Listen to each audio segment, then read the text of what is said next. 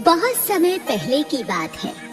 एक हरे भरे जंगल में बहुत से हिरन, बकरियां, बंदर, खरगोश और कई प्रकार के परिंदे रहा करते थे, जो कि आपस में मिलजुल कर बड़े प्रेम से रहते थे और एक ही तालाब पर एक साथ पानी पिया करते थे।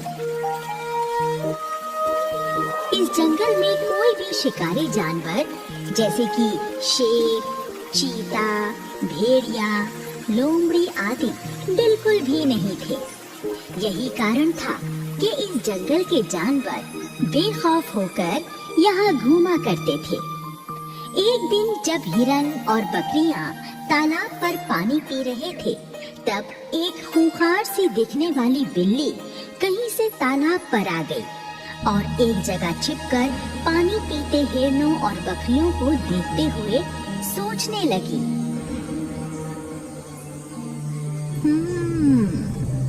अरे वाह, इस जंगल में तो बहुत हिरन और बकरियां हैं। मुझे तुरंत जाकर ये खबर दुर्दांत को देनी चाहिए। और बिल्ली वहाँ से चली गई। दुर्दांत दूसरे जंगल में रहने वाले एक शेर का नाम था। दुर्दांत एक सनकी शेर था, जो किसी भी समय आवश्यकता से अधिक जानवरों का शिकार कर लिया करता था। दुर्दांत अपने जंगल के लगभग सभी जानवरों को मार चुका था।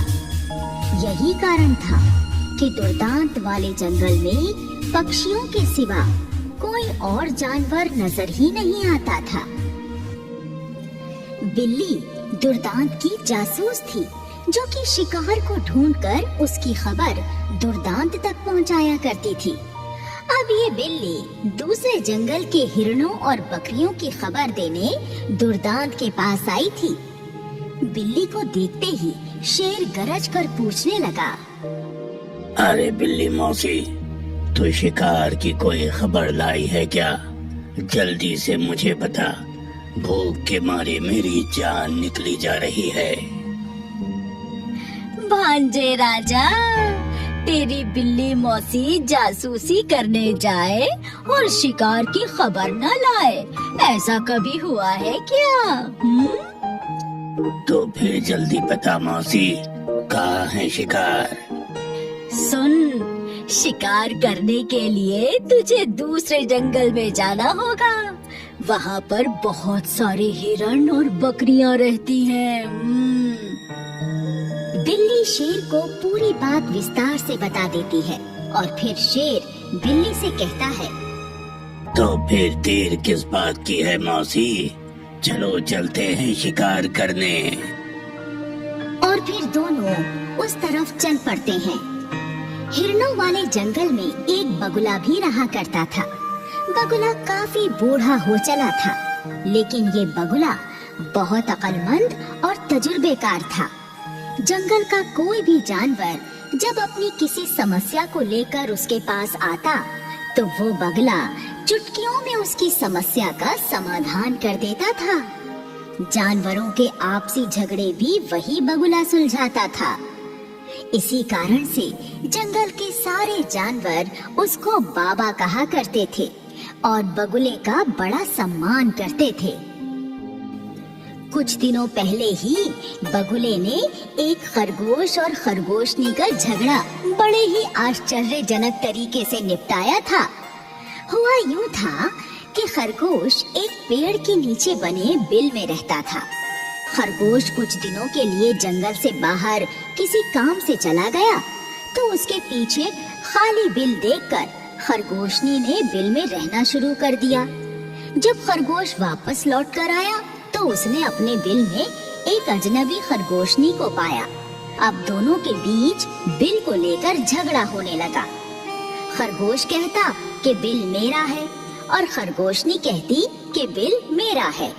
दोनों के मुकदमे का कोई फैसला नहीं हो पा रहा था। तो खरगोश बगुले बाबा को बुलाकर उसे सारी बात बताता है और अपने झगड़े का फैसला करने को कहता है। तो बगुला कुछ देर विचार करने के पश्चात कहता है, देखो, तुम दोनों के इस झगड़े का एक हल है मेरे पास। यदि तुम दोनों मेरा फैसला मानने को तैयार हो तो मैं अपना फैसला सुनाऊं। बगले बाबा, मैं तो आपका हर फैसला मान लूंगा, लेकिन ये खरगोशनी मानेगी या नहीं, ये बात तो आप इसी से पूछ लो। मैं बुजुर्गों की बड़ी इज्जत करती हूँ, मैं भी इनका फैसला मानूंगी। तो फिर ठीक है, हो गया फैसला। ऐसा करो, तुम दोनों आपस में शादी कर लो और दोनों मिलकर एक साथ अपने बिल में रहो। खरगोश और खरगोशनी बगुले का फैसला मानकर आपस में शादी कर लेते हैं और एक ही बिल में रहने लगते हैं। बगुला बाबा अपनी इसी अक्लमंदी और तजुर्बे के कारण पूरे जंगल का सम्मानित पात्र बना हुआ था। बिल्ली दुर्दांत शेर को लेकर हिरणों वाले जंगल में आ जाती है। इस समय तालाब पर कई बकरियां और हिरण पानी पी रहे थे। बिल्ली शेर से कहती है, देखो मेरे भांजे, इस जंगल में कितने सारे शिकार हैं तुम्हारे लिए, और तुम्हारा मुकाबला करने के लिए इस जंगल में कोई शिकारी जानवर भी तो नहीं है। बिल्ली मौसी, इतने सारे शिकार देखकर तो मेरे मुंह में पानी आ रहा है। मैं अभी इनका शिकार कर लेता हूँ, फिर दोनों मजे से बैठकर दावत उड़ाएंगे। शेर दांव लगाकर हिरणों और बकरियों पर हमला कर देता है और कई हिरण व बकरियों को मार गिराता है। बाकी के जानवर जान बचाकर भाग जाते हैं। शेर और बिल्ली एक हिरण का मांस खाकर अपना पेट भर लेते हैं और बाकी के मरे हुए जानवरों के शव ऐसे ही छोड़ देते हैं। अगले दिन शेर फिर से बकरियों के एक झुंड पर हमला करके 4-5 बकरियों को मार डालता है और एक बकरी का मांस खाकर शेर और बिल्ली अपना पेट भर लेते हैं। बाकी मरी हुई बकरियों को ऐसे ही पड़ा रहने देते हैं। शेर के अचानक जंगल में आकर अंधाधुंध शिकार करने से सभी जानवरों में डर और खौफ फैल जाता है और सारे जानवर छिपकर आपस में विचार करने लगते हैं। हिरण कहता है, भाइयों, हमारे जंगल में ये दुष्ट शेर पता नहीं कहां से आ गया है। इसने तो हमारा जीना ही मुश्किल कर दिया है। ये कमीना शेर बहुत सनकी है, खाता एक जानवर का मांस है और मारता कई जानवरों को है। भाइयों, अगर ये सनकी शेर इसी तरह अंधाधुंध हम जानवरों का शिकार करता रहा तो कुछ ही दिनों में हम सब भी शेर के हाथों मारे जाएंगे। भाई, इस मुसीबत से पीछा छुड़ाने का उपाय बगले बाबा के सिवा हमें कोई और नहीं बता सकता। तभी वहाँ पर बगुला भी आ जाता है और कहता है, मेरे बच्चों, मुसीबत के समय धैर्य और बुद्धि का साथ नहीं छोड़ना चाहिए। तुम लोग चिंता मत करो। यदि हमारे जंगल में ये सनकी शेर आया है तो हम उसे भगाने का भी कोई उपाय ढूंढ ही लेंगे। और फिर वो कुछ तरकीब सोचने लगता है और बोलता है, बच्चों, मेरे दिमाग में एक ही बात आई है। अगर हमें अपनी जान बचानी है तो शेर को मारना होगा।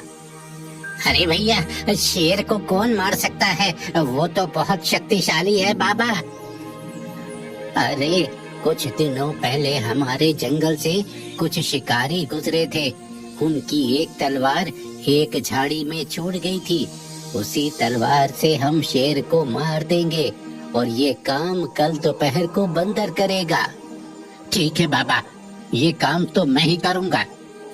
उसके बाद जानवरों की बैठक समाप्त हो जाती है। अगले दिन कोई भी जानवर जंगल में घूमने नहीं निकलता। सब के सब छुप जाते हैं। शेर और बिल्ली शिकार की तलाश में घूमते हैं, लेकिन उन्हें कोई भी जानवर नजर नहीं आता। तो बिल्ली कहती है, हद हो गई। सारे जानवर अचानक कहाँ चले गए? एक भी जानवर नजर नहीं आ रहा। हाँ बिल्ली मौसी, सारे जानवर मेरे डर से कहीं छुप गए हैं मौसी।